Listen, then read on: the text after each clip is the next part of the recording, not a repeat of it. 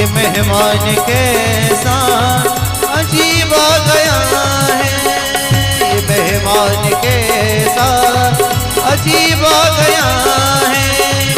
अरे द्वारपालों कन्हैया से कह दो, अरे द्वारपालों कन्हैया से कह दो कि दर पे सुदामा करीब आ गया है, कि दर पे सुदामा करीब आ गया है।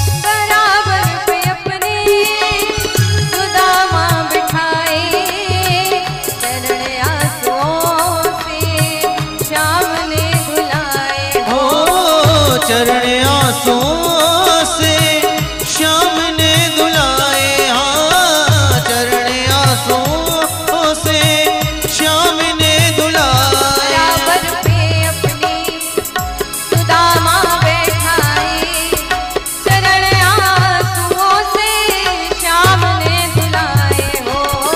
बराबर पे अपने सुदामा बैठाए, चरण आंसुओं से श्याम ने धुलाए हो, चरण आंसुओं से श्याम ने धुलाए। ना घबराओ प्यारे जरा तुम सुदामा, घबराओ प्यारे जरा तुम सुदामा, खुशी का समा तेरे करीब आ गया है। खुशी का समा तेरे करीब आ गया है।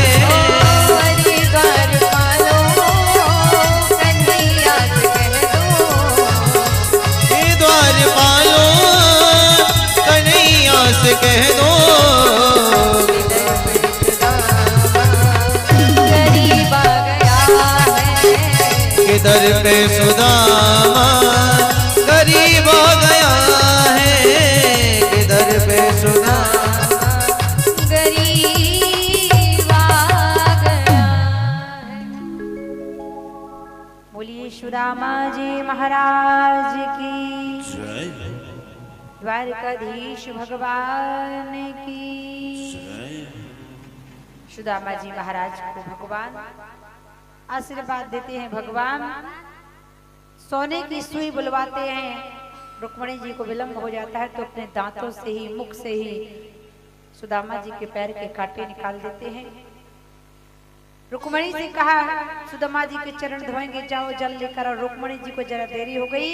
भगवान ने अपने नेत्रों के अश्रुओं से ही सुदामा जी के पैरों को धुल दिया, सुंदर भोजन कराया। अब जब सुदामा जी ने भोजन किया ना, तो जितना 56 भोग बना था सारे इकट्ठा कर लिया, खा गए। तो रुक्मणी जी सोचने लगी राम राम, ऐसा पता होता कि महात्मा जी सारा भोजन इकट्ठा खा जाएंगे तो इकट्ठा बना देते, अलग बना के परेशान हुए फालतू। भगवान ने कहा, रुक्मणी के हृदय में अहंकार आ गया। तो भगवान ने कहा सुदामा ये बताओ भोजन कैसा बना। सुदामा जी ने कहा और तो सब बढ़िया है कन्हैया, लेकिन कद्दू की सब्जी में थोड़ा नमक कम हो गया। रुक्मणी मैया भी समझ गई। सुदामा जी महाराज से भगवान ने कहा तूने विवाह कर लिया, कन्हैया बुलाया नहीं। भगवान ने कहा मेरा विवाह ऐसा हुआ कि सुबह तक कोई जानकारी नहीं और शाम को बहू घर में आ जाती थी। लेकिन तुम बताओ, और जितनी भगवान की पत्नियां थी सबने प्रणाम किया। सुदामा जी थक गए, भबा भबा करने लगे। सुदामा जी ने कहा तेरी इतनी सारी पत्नियां, मैं तो थक गया कन्हैया, या से तू ही मुझ को प्रणाम कर ले तो सारो पुण्य तेरी पत्नियों को मिल जाते। अब भगवान ने कहा, हे मित्र आप आए तो मेरी भाभी ने भी मेरे लिए कुछ ना कुछ तो भेजा। अब सुदामा जी घबराए, पीछे हटे। भगवान ने धक्का मारा, चावल की पोटली, तंदूर की पोटली गिरी, पोटली को खोला। भगवान ने, द्वारकाधीश ने एक मुट्ठी खाया, एक लोग सुदामा को दे दिया। दूसरी मुट्ठी खाया, दूसरा लोग दे दिया। तीसरी मुट्ठी खा रहे थे कि माता रुक्मणी ने हाथ पकड़ लिया, प्रभु सब कुछ दे देंगे तो हमारे बच्चे कहाँ जाएंगे। दान करते हुए समय कभी किसी को रोकना टोकना नहीं चाहिए। आज सुदामा जी महाराज ने कहा, चलें कन्हैया? कन्हैया ने कहा, ठीक है सुदामा, आते रहना, जाओ लेकिन आते रहना। अब सुदामा जी महाराज अपने नगरी में गए तो सुदामा जी की जो नगरी थी, कुटिया बनी थी, वह महल सोने का हो गया। सुशीला माता रानी बन गई। सुदामा जी तो पहचान नहीं पाए।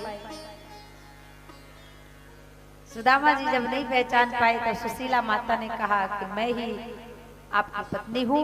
जैसी कृपा ठाकुर ने सुदामा पर की, वैसी कृपा हम पर भी हो। बोल भक्तवत्सल भगवान की। जाना भी है, समय से ट्रेन है, इसलिए कथा जल्द से जल्द विश्राम। सुभद्रा हरण की कथा आती है, भृगु जी का त्रिदेव परीक्षा आती है। श्री सुखदेव जी में महाराज बोले, हे परीक्षित, अब यदुवंशियों को श्राप कैसे हुआ? शाम के पेट में सल बांधा, दुर्वासा ऋषि ने श्राप दिया, सल को बहा दिया रगड़ रगड़ के समुद्र में। जिसकी लोह घास उत्पन्न हुई, वो सारे यदुवंशी शराब पीकर एक दूसरे को मार देते हैं और आपस में नष्ट हो जाते हैं। वह लोह घास का एक किंचित मात्र टुकड़ा बचा था। अंत में एक बहेलिये ने भगवान के पैर पद्म पर प्रहार किया। भगवान भी जब पृथ्वी को छोड़कर जाने लगे, बहेलिये ने पैर मारा। बहेलिये ने भगवान के पैर में जब सल संधान किया, भगवान धराशायी पृथ्वी लोक से जाने के लिए, गोलोक धाम जाने के लिए तैयार। सूत जी महाराज उसी समय आए, उद्धव जी आए। उद्धव जी महाराज प्रार्थना करने लगे, कृष्णाय वासुदेवाय हरे परमात्मने प्रणत क्लेशनाशाय गोविंदाय नमो नमः। उद्धव जी ने कहा, हे गोविंद, अगर आप इस धराधाम से चले जाओगे तो ये गौरूपी पृथ्वी फिर किसकी शरण में जाएगी? भगवान उस समय कुछ मुख से नहीं बोलते हैं। भगवान श्री कृष्ण के शरीर से एक ऐसा तेज निकला, वह तेज गया, वो जाकर के सीधे श्रीमद् भागवत महापुराण की पुस्तक पोथी पुराण में समाहित हो गया। तब से भगवान हमारे बीच में भागवत जी में ही समाहित हो गए। बोलिए भागवत महापुराण की जय। पापी से पापी जो जीव भागवत की कथा का रसपान श्रद्धा प्रेम विश्वास के साथ कर लेता है, उसका भी तरन तारण सुनिश्चित हो जाता है। श्री सुखदेव जी महाराज ने अब अंतिम श्लोक परीक्षित महाराज को श्रवण कराया और सुखदेव जी अपने आसन से उठ जाते हैं। आइए हम लोग भी इस अंतिम श्लोक का गायन करें। दोनों हाथों को जोड़िए, प्रार्थना कीजिए, हे गोविंद, हे गोपाल, इस भागवत कथा में साप्ताहिक ज्ञान यज्ञ में मन से, वाणी से, तन से हमसे जो भी भूल हुई हो, पाप हुए हो, जानते हुए अनजान में जो भी पाप कर्म हो गए हों, उसे क्षमा करें, क्षमदान दें और हे गोविंद अपने चरणों में हमें स्थान प्रदान करें। सभी दोनों हाथ जोड़कर, जितने भक्त हैं सभी हाथ जोड़ें और सभी कहें गोविंद से अंतिम श्लोक भागवत जी का। नाम संकीर्तनम यस्या सर्व पाप प्रणाशनम सर्व पाप प्रणाशनम प्रणामो दुख शमनः प्रणामो दुख शमनः तम नमामि हरिं परम तं नमामि हरिं परम तम नमामि हरिं परम। तं नमामि हरिं परम। अपने अपने कानों को स्पर्श करें। अंतिम श्लोक श्री गोविंद ठाकुर का भागवत महापुराण का अंतिम श्लोक श्रवण कराया और सुखदेव जी महाराज अपने आसन से खड़े हो जाते हैं। यहाँ पर परीक्षित महाराज को डसने के लिए कालिया नाग तक्षक सने सने आता है और इसके पहले ही परीक्षित जी महाराज आत्मा को परमात्मा में विलय कर देते हैं। बोलिए परीक्षित जी महाराज की, श्री सुखदेव जी महाराज की। भगवान हम सबके बीच कलिकाल में भागवत में समाहित हैं, इसलिए जहाँ पर भी भागवत की कथा होती है वहाँ पर साक्षात कृष्ण कृपा करना प्रारंभ कर देते हैं।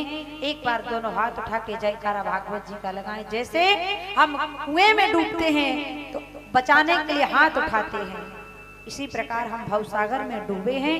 अगर बचना है तो दोनों हाथ उठाइए भागवत जी के सामने और कहिए बोलिए भागवत महापुराण की, सुखदेव जी महाराज की, व्यास जी भगवान की, दुर्गा मैया की, हनुमान जी